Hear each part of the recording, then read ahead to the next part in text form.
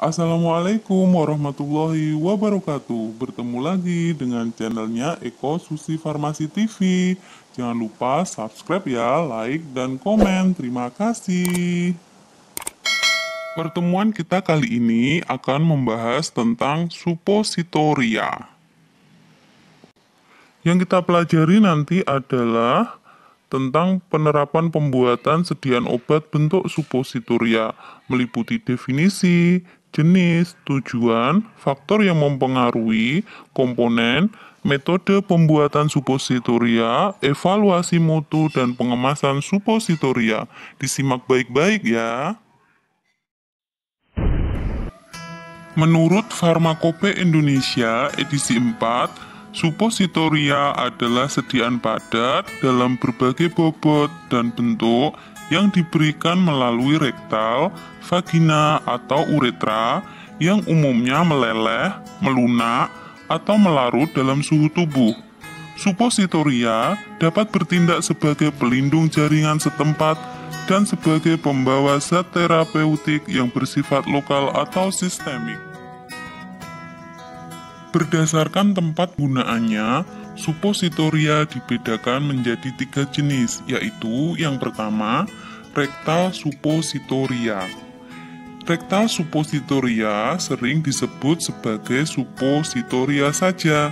Bentuknya seperti peluru dan digunakan melalui rektal atau anus.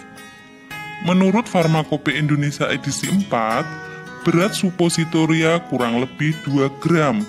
Suppositoria rektal berbentuk peluru, memiliki keuntungan, yaitu apabila bagian yang besar masuk melalui jaringan otot penutup dubur, suppositoria akan tertarik masuk dengan sendirinya.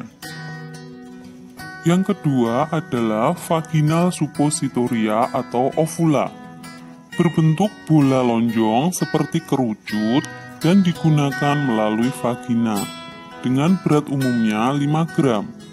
Suppositoria kempa atau suppositoria sisipan adalah suppositoria vaginal yang dibuat dengan cara mengempa massa serbuk menjadi bentuk yang sesuai atau dengan cara dibuat kapsul dalam gelatin lunak.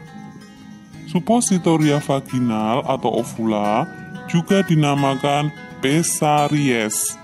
Menurut Farmakope Indonesia edisi 4, suppositoria vaginal dengan bahan dasar yang dapat larut atau bercampur dalam air seperti PEG atau gelatin tergliserinasi berbobot 5 gram.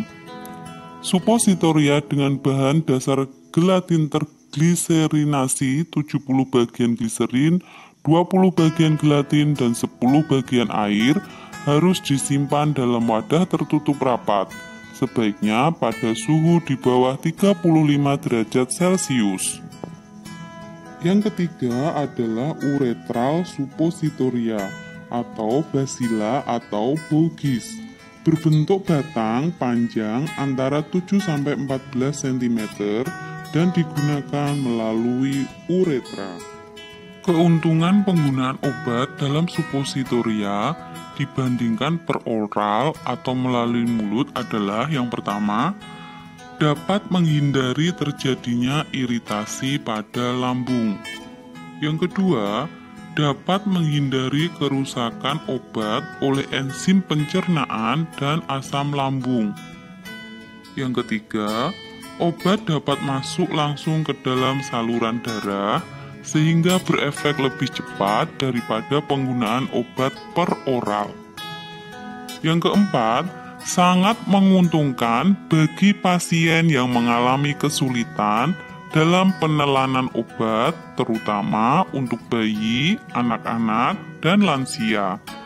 Yang kelima adalah dapat mencegah terjadinya dosis obat yang berlebihan.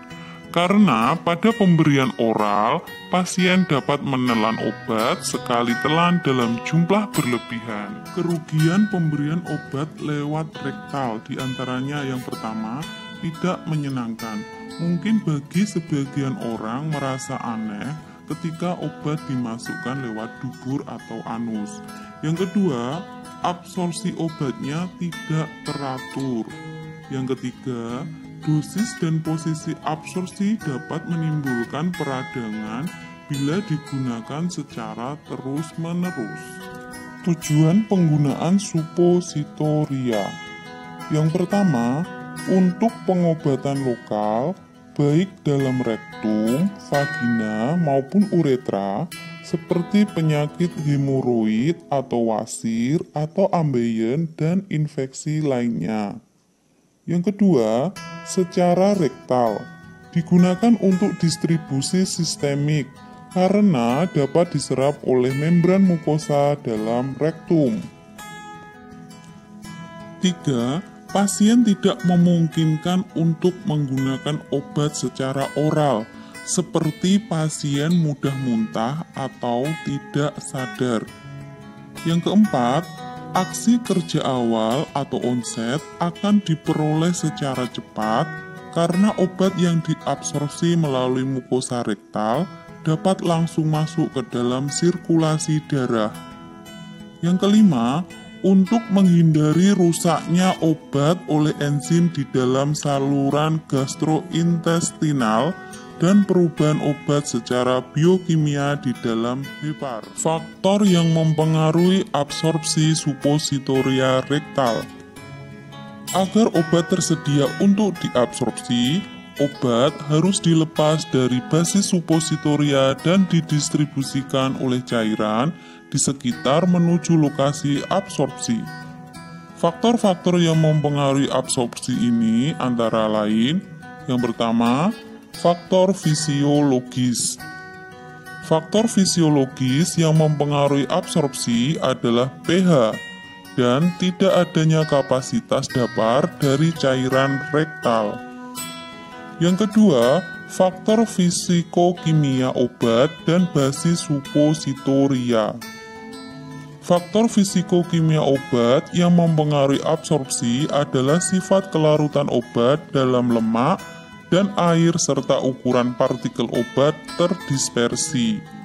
Faktor-faktor kimia basis supositoria yang mempengaruhi absorpsi meliputi kemampuan melebur, melunak, atau melarut pada suhu tubuh, kemampuan untuk melepas obat, dan sifat hidrofilik atau hidrofobik.